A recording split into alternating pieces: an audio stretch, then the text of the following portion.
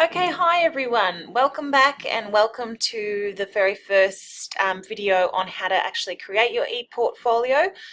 What I want you guys to go to is either Internet Explorer or Google Chrome. I do have a preference for Google Chrome over Explorer as I find that Google Chrome has less issues. So just open up your browser for me and type in the URL www.wix.com, which already comes up, and I'm just going to click on that now. That will take you to this site. Once you have already created your login, next time you'll just go to sign in. But for now, I'm going to show you the Start Now button.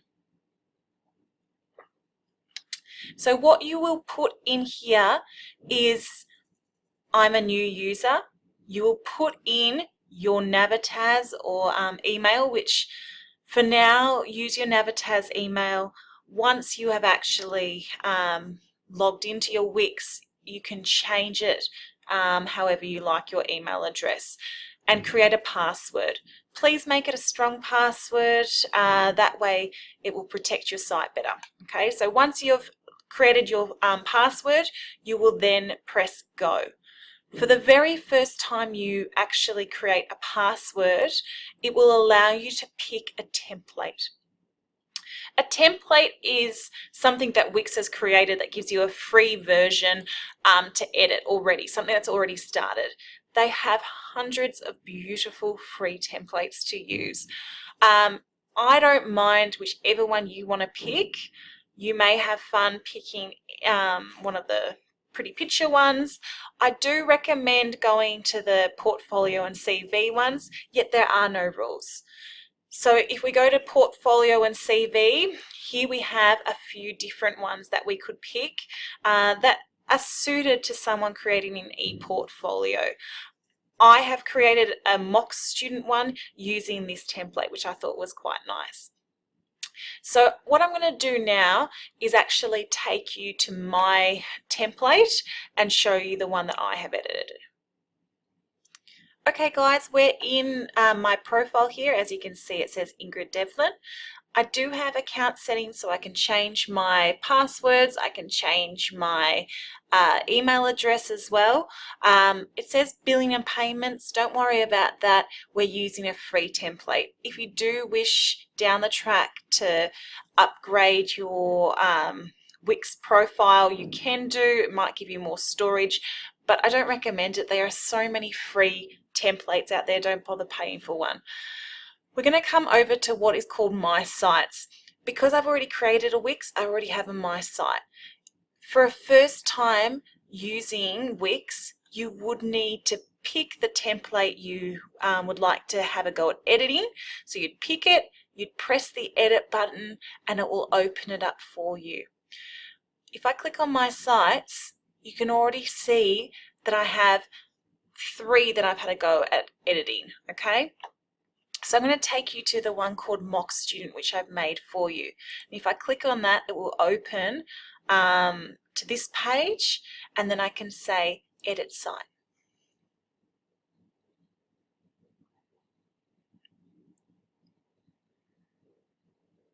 Just takes a little while to open sometimes.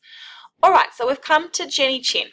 Jenny Chin is our student enrolled nurse that I've made as our mock student, and this is an example of a profile that you guys could go ahead and make. It can be a bit overwhelming when you stare at it and you see all these editing buttons and you think, what am I meant to do here? You can add new pages. See how there's pages along here, and I've added more pages. This page section, the pages along the top, actually are up here. Okay, so if you wanted to, you go to your pages menu and you click down, and here you can see all of my pages. I also can add a page, so I can add a page as I choose. What I want you guys to do is when you add a page, I want you to come across and you can see this small button here. I want you to click on that. When you click on your goals page and you click on this button here, it actually will bring you down to this little tab called Permissions. Click on Permissions and it will say no restrictions, password protection or members only. Forget the members only for the moment. What we're going to be looking at is no restrictions and password protection. For Jenny Chin, I've left her goals open. Therefore, if you shared Jenny Chin's URL address with anybody, they could actually see Jenny Chin's goals. That's fine for Jenny Chin. She doesn't mind sharing her goals with everyone. If she did, she could have a password protection. But for Jenny Chin's reflective page, Jenny Chin definitely doesn't want people to see her reflections. They are private. So as you can see, I've got permissions and I've got a password protection. I've actually created a password for her reflective. To click and read Jenny Chin's reflections, when it is loaded, people will actually need to type in the word reflection. Jenny Chin also has some other password protected areas. The CPD evidence is also password protected, and the password for that is Navitaz. The reason I'm telling you guys is the password is that I want you to go and see her profile and actually have a go at logging on. So you can change and edit those as you wish. When you are happy with something, you press save. You can preview it. So previewing means you get to preview what it looks like as a user, but you don't actually have it published, or you can actually publish the site. I'll publish the site now so that you guys can actually see what Jenny Chin's looks for. You have, here we have our URL, which is what you guys can all type in to actually see this at home if you wish to look at. You will have to type in my name.wix.com/mockstudent. And you can change this when you guys have logged in. You can change this and make it whatever you wish. So if you click to view site here, this is what a finished ePortfolio will look like. You can click over the resume here and have a look at Jenny Chin's resume.